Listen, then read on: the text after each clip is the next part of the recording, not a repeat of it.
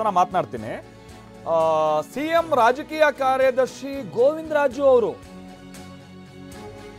ರಾಜಕೀಯ ಕಾರ್ಯದರ್ಶಿ ಹುದ್ದೆಯಿಂದ ಸಿಎಂ ತೆಗೆದುಹಾಕಿದ್ದಾರೆ ಅನ್ನುವಂಥದ್ದು ಗೊತ್ತಾಗ್ತಾ ಇದೆ. ಗೋವಿಂದ ರಾಜು ಅವರಿಗೂ ಕೂಡ ಇದೀಗ ರಾಜಕೀಯ ಕಾರ್ಯದರ್ಶಿ ಸ್ಥಾನದಿಂದ ಬಿಡುಗಡೆ ಮಾಡಲಾಗಿದೆ. ಈ ಒಟ್ಟು ಸಂಗತಿಯಲ್ಲಿ ಗೋವಿಂದ ರಾಜು ಅವರ ಪಾತ್ರ ಏನಿತ್ತು, ಸ್ಟೇಜ್ ಅಲ್ಲಿ ಅವರೆಲ್ಲ ಓಡಾಡ್ಕೊಂಡಿದ್ದು ನಾವು ನೋಡಿದ್ವಿ. ವಿಧಾನಸೌಧದ ಮೆಟ್ಟಿಲುಗಳಲ್ಲಿ ಬಹಳ ಅವ್ರ ಉರುಪಿನಿಂದ ಓಡಾಡೋದು, RCB ನಾಯಕ ಆಟಗಾರರನ್ನ ಅವರು ವೆಲ್ಕಮ್ ಮಾಡೋದು, ಮತ್ತೆ ಅವರು ಈ ಒಲಿಂಪಿಕ್ ಅಸೋಸಿಯೇಷನ್ಗೆ ಸಂಬಂಧಪಟ್ಟಂಗೆ ಅವರು ಹುದ್ದೆಯಲ್ಲಿರೋ ಕಾರಣದಿಂದಾಗಿ ಈ ರೀತಿಯಾದಂಥ ಈ ಸ್ಪೋರ್ಟ್ಸ್ ಮೆನ್ಸು ಮತ್ತೊಂದು ಸ್ವಲ್ಪ ಕಾಂಟ್ಯಾಕ್ಟು ಬಹುಶಃ ಈ ಸಂಭ್ರಮಾಚರಣೆ ಇದಕ್ಕೆ ಸಂಬಂಧಪಟ್ಟಂಗೆ ಅವ್ರ ಪಾತ್ರ ಕೂಡ ಬಹಳ ಇತ್ತು ಅಂತ ಕಾಣಿಸುತ್ತೆ. ಹಾಗಾಗಿ ಅವ್ರ ಸ್ಥಾನಕ್ಕೂ ಬಹುಶಃ ಈಗ ಕತ್ರಿ ಬಿತ್ತು ಅಂತ ಕಾಣಿಸುತ್ತೆ. ಪ್ರಸನ್ನ, ಇದ್ರ ಬಗ್ಗೆ ಏನು ಅಪ್ಡೇಟ್ಸ್ ಗೊತ್ತಾಗ್ತಾ ಇದೆ ಗೋವಿಂದ ರಾಜು ಅವರ ಸ್ಥಾನದಿಂದ ಅವರನ್ನ ಈಗ ಮುಕ್ತಿಗೊಳಿಸಿರೋ ವಿಚಾರವಾಗಿ?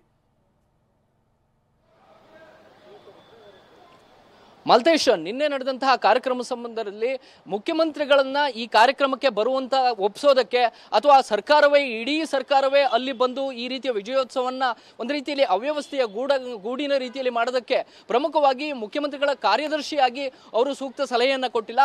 ಮತ್ತು ಕ್ರಿಕೆಟ್ ಅಸೋಸಿಯೇಷನ್ ಜೊತೆಗೆ ಒಲಿಂಪಿಕ್ನ ಅಧ್ಯಕ್ಷರಾಗಿರುವಂತಹ ಗೋವಿಂದರಾಜ್ ಅವರು ಕ್ರಿಕೆಟ್ ಅಸೋಸಿಯೇಷನ್ ಅವರು ಹೇಳಿದಂತಹ ತಾಳಕ್ಕೆ ತಕ್ಕ ಹಾಗೆ ಸರ್ಕಾರ ಕುಣಿಯೋದಕ್ಕೆ ಅವರೇ ಒಂದು ಕಡೆ ಅನುವು ಮಾಡಿಕೊಟ್ರು ಅನ್ನುವಂತಹ ಟೀಕೆಗಳು ವ್ಯಕ್ತವಾದಂತಹ ಹಿನ್ನೆಲೆಯಲ್ಲಿ ಇದೀಗ ಮುಖ್ಯಮಂತ್ರಿಗಳ ಕಾರ್ಯದರ್ಶಿ ಹುದ್ದೆಯಿಂದಲೂ ಕೂಡ ಅವ್ರನ್ನ ಬಿಡುಗಡೆಯನ್ನ ಮಾಡಲಾಗಿದೆ. ಮುಖ್ಯಮಂತ್ರಿಗಳ ರಾಜಕೀಯ ಕಾರ್ಯದರ್ಶಿ ಹುದ್ದೆಯಲ್ಲಿ ಕಳೆದ ಸರ್ಕಾರ ಬಂದ ಸಂದರ್ಭದಲ್ಲೂ ಕೂಡ ಕೆ ಗೋವಿಂದರಾಜು ಅವರು 2ನೇ ಬಾರಿಗೆ ವಿಧಾನ ಪರಿಷತ್ ಸದಸ್ಯರಾಗಿ ಆಯ್ಕೆಯಾದ ಬಳಿಕ ಅದೇ ಸ್ಥಾನದಲ್ಲಿ ಮುಂದುವರೆದಿದ್ರು. ಮತ್ತು ಮುಖ್ಯಮಂತ್ರಿಗಳಿಗೆ ಅತ್ಯಾಪ್ತರಾಗಿರುವಂತಹ ಗೋವಿಂದರಾಜು ಅವರು ಎಲ್ಲ ಒಂದ್ ಕಡೆ ಇಡೀ ಕಾರ್ಯಕ್ರಮದ ಬಗ್ಗೆ ಒಂದು ಸ್ಪಷ್ಟ ಚಿತ್ರಣವನ್ನ ಮುಖ್ಯಮಂತ್ರಿಗಳಿಗೆ ಕೊಡೋದಕ್ಕೆ ಸಾಧ್ಯ ಆಗಿಲ್ಲ ಅನ್ನುವಂಥದ್ದು ಕೂಡ. ಪ್ರಸನ್ನ ಮಾತನಾಡ್ತೀನಿ. ಪ್ರಸನ್ನ, ನೀವು ಹೇಳ್ತಾ ಇದ್ರಿ ಅಂದ್ರೆ ಸಿಎಂ ಅನ್ನು ಕನ್ವಿನ್ಸ್ ಮಾಡೋ ಗೋವಿಂದ ರಾಜು ಹೆಂಗ್ ಕಾರಣ ಆದ್ರು ಅಂತ. ಕೆಲ ಸಚಿವರುಗಳು ಹೌದು ನಿನ್ನೆ ನಡೆದಂತ ಕ್ಯಾಬಿನೆಟ್ ಸಭೆಯಲ್ಲಿ ನೇರವಾಗಿ ಆರೋಪಿಸಿದ್ರು ಅನ್ನೋದು ಗೊತ್ತಾಗ್ತಾ ಇದೆ. ತರಾತುರಿಯಲ್ಲಿ ಕಾರ್ಯಕ್ರಮ ಆಯೋಜಿಸಿ ಸಿಎಂ ಅನ್ನ ಕರೆಸಿದ್ದಕ್ಕೆ ಬಹಳ ಸಿಟ್ಟು. ಅವ್ರು ಕರ್ಸಿದ್ರೋ ಮಾಡಿದ್ರೋ, ಏನಲ್ಲಿ ಗೆದ್ದಿರೋದು ಏನ್ ಸಣ್ಣ ಪುಟ್ಟ ಟೀಮ್ ಆದ RCB, ಅದು ಎಂತ ಫ್ರಾಂಚೈಸಿ, ಎಂತ ಫ್ಯಾನ್ ಬೇಸು, ಏನ್ ಯಾರಿಗೂ ಗೊತ್ತಿಲ್ಲ. ಈಗ ಓಕೆ, ಅವ್ರು ತೆಗೀರಿ ಇವ್ರು ತೆಗೀರಿ ಅನ್ನೋದು ನಡೀತಾ ಇದೆ. ಬಟ್ ಇದೆಲ್ಲ ಹೆಂಗ್ ನಡೀತು ಅನ್ನುವಂಥದ್ದು ನೆನ್ಸ್ಕೊಂಡ್ರೆ ಒಂದು ಎಕ್ಸ್ಪೀರಿಯನ್ಸ್ಡ್ ಒಂದು ಸಚಿವರುಗಳಾಗಿ, ಮುಖ್ಯಮಂತ್ರಿಗಳಾಗಿ, ಒಂದು ಸರ್ಕಾರ ಆಗಿ, ಒಂದು ಆಡಳಿತ ನಡೆಸೋರಾಗಿ ಇಂಥ ಡಿಸಿಷನ್ ಹೆಂಗ್ ತಗೋಕೊಳ್ಳೋಕೆ ಸಾಧ್ಯ ಅನ್ನುವಂಥ ಪ್ರಶ್ನೆ ಮೂಡುತ್ತೆ. ಈಗೇನು ಅಂತಾನೆ ಸಿದ್ದರಾಮಯ್ಯನವರ ದಿಕ್ಕು ತಪ್ಪಿಸಿದ್ ಯಾರು? ಗೋವಿಂದ ರಾಜು ಅವರು ಅನ್ನೋ ವಿಚಾರವಾಗಿ ಕೆಲ ಸಚಿವರುಗಳು ಕೂಡ ಸಿಟ್ಟಾಗಿದ್ರು ಅನ್ನೋದು ಗೊತ್ತಾಗ್ತಾ ಇದೆ. ಆಮೇಲೆ ಗೋವಿಂದ ರಾಜು ಅವರು ನಾನು ಎಗೇನ್ ಹೇಳ್ದಂಗೆ ಅವತ್ತು ಸ್ಟೇಜಲ್ಲಿ ಭಾಳ ಓಡಾಡೋದು ಮಾಡೋದು, ಆಮೇಲೆ ಒಲಿಂಪಿಕ್ ಅಸೋಸಿಯೇಷನ್ಗೆಲ್ಲ ಸಂಬಂಧಪಟ್ಟಂಗೆ ನಾನು ಮುಂಚೆಯಿಂದನೂ ಕಾರ್ಯನಿರ್ವಹಿಸ್ತಾ ಇರೋ ಕಾರಣಕ್ಕಾಗಿ ಸ್ಪೋರ್ಟ್ಸಿಗೆಲ್ಲ ಸಂಬಂಧಪಟ್ಟಂಗೆ ಅವ್ರು ಸ್ವಲ್ಪ ಭಾಳ ಹುಮ್ಮಸ್ಸಲ್ಲಿ ಇರ್ತಾರೆ.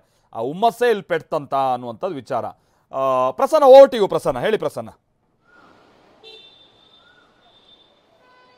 ಮಲ್ತೇಶ್, ನಿನ್ನೆ ವಿಧಾನಸೌಧದ ಗ್ರ್ಯಾಂಡ್ ಸ್ಟೆಪ್ ಮುಂದೆ ನಡೆದಂತಹ ಕಾರ್ಯಕ್ರಮ ಹೇಗಿತ್ತು ಅಂದ್ರೆ ಯಾವುದೋ ಒಂದು ಖಾಸಗಿ ಕಂಪನಿಯ ಫ್ರಾಂಚೈಸಿಗೆ ಇಡೀ ಸರ್ಕಾರವೇ ಹೋಗಿ ತಲೆಬಾಗಿದಂತಹ ರೀತಿಯಲ್ಲಿ ಬಿಂಬಿತ ಆಗಿತ್ತು. ಮತ್ತು ಮುಖ್ಯಮಂತ್ರಿಗಳಿರ್ಬೋದು, ರಾಜ್ಯಪಾಲರಿರ್ಬೋದು, ಉಪಮುಖ್ಯಮಂತ್ರಿಗಳಿರ್ಬೋದು, ಇವರೆಲ್ಲರೂ ಕೂಡ ಈ ರೀತಿಯ ತರಾತುರಿಯಲ್ಲಿ ಕಾರ್ಯಕ್ರಮವನ್ನು ಆಯೋಜನೆ ಮಾಡೋದ್ರ ಹಿಂದೆ ಒಂದಷ್ಟು ಮಂದಿಯ ಸಲಹೆ ಸೂಚನೆಗಳು ಕೂಡ ಪ್ರಮುಖ ಆಗುತ್ತೆ. ಎಷ್ಟು ಮಂದಿ ಬರಬಹುದು ಅಥವಾ ಈ ರೀತಿಯ ಕಾರ್ಯಕ್ರಮಗಳನ್ನ ಆಯೋಜನೆ ಮಾಡಿದಂಥ ಸಂದರ್ಭದಲ್ಲಿ ಅದು ಜನಮಾನಸದಲ್ಲಿ ಯಾವ ರೀತಿಯ ಒಂದು ಒಪಿನಿಯನ್ ಅನ್ನ ಕ್ರಿಯೇಟ್ ಮಾಡಬಹುದು ಅನ್ನುವಂಥದ್ದನ್ನ ಎಲ್ಲ ಸಂದರ್ಭದಲ್ಲಿ ಮುಖ್ಯಮಂತ್ರಿಗಳ ನಿರ್ಧಾರ ಮಾಡೋದಕ್ಕೆ ಸಾಧ್ಯವಾಗುವುದಿಲ್ಲ. ಈ ಒಂದು ಸಂದರ್ಭದಲ್ಲಿ ಸಿಎಂಗಳ ರಾಜಕೀಯ ಕಾರ್ಯದರ್ಶಿ ಆಗಿರುವಂತಹ ಗೋವಿಂದ ರಾಜು ಅವರೇ ಕ್ರಿಕೆಟ್ ಅಸೋಸಿಯೇಷನ್ ಜೊತೆಗೂ ಕೂಡ ನಿರಂತರವಾಗಿ ಸಂಪರ್ಕದಲ್ಲಿ ಇರುವಂತವರು. ಈ ರೀತಿಯ ಕ್ರೀಡಾ ಸಂದರ್ಭದಲ್ಲಿ ಅಥವಾ ಈ ರೀತಿಯ ಕಾರ್ಯಕ್ರಮಗಳ ಸಂದರ್ಭದಲ್ಲಿ ಅವರು ಮುಖ್ಯಮಂತ್ರಿಗಳ ಗಮನಕ್ಕೆ ತರಬೇಕಾಗಿತ್ತು. ಗ್ರ್ಯಾಂಡ್ ಸ್ಟೆಪ್ ನ ಮುಂದೆ ಕಾರ್ಯಕ್ರಮ ಆಯೋಜನೆ ಮಾಡಿದ್ರೆ ಏನ್ ತೊಂದರೆ ತಾಪತ್ರಯಗಳಾಗಬಹುದು ಅಥವಾ ಸಾರ್ವಜನಿಕರಲ್ಲಿ ಯಾವ ರೀತಿಯ ಒಪಿನಿಯನ್ ಕ್ರಿಯೇಟ್ ಆಗಬಹುದು ಮತ್ತು ವಿರೋಧ ಪಕ್ಷಗಳಲ್ಲಿ ಏನ್ ರೀತಿಯ ಕ್ರಿಯೇಟ್ ಆಗಬಹುದು ಅನ್ನೋದನ್ನ ಮುಖ್ಯಮಂತ್ರಿಗಳ ಗಮನಕ್ಕೆ ತರಬೇಕಾಗಿತ್ತು. ಅದರಲ್ಲಿ ಎಲ್ಲೋ ಒಂದ್ ಕಡೆ ಫೇಲ್ ಆಗಿದ್ದಾರೆ ಅನ್ನುವಂತ ಕಾರಣಕ್ಕೋಸ್ಕರ ಇದೀಗ ಮುಖ್ಯಮಂತ್ರಿಗಳ ರಾಜಕೀಯ ಕಾರ್ಯದರ್ಶಿ ಹುದ್ದೆಯಿಂದ ಕೆ ಗೋವಿಂದರಾಜು ಅವರನ್ನ ತಕ್ಷಣದಿಂದ ಬಿಡುಗಡೆ ಮಾಡಲಾಗಿದೆ. Maltesh, okay thank you Prasanna.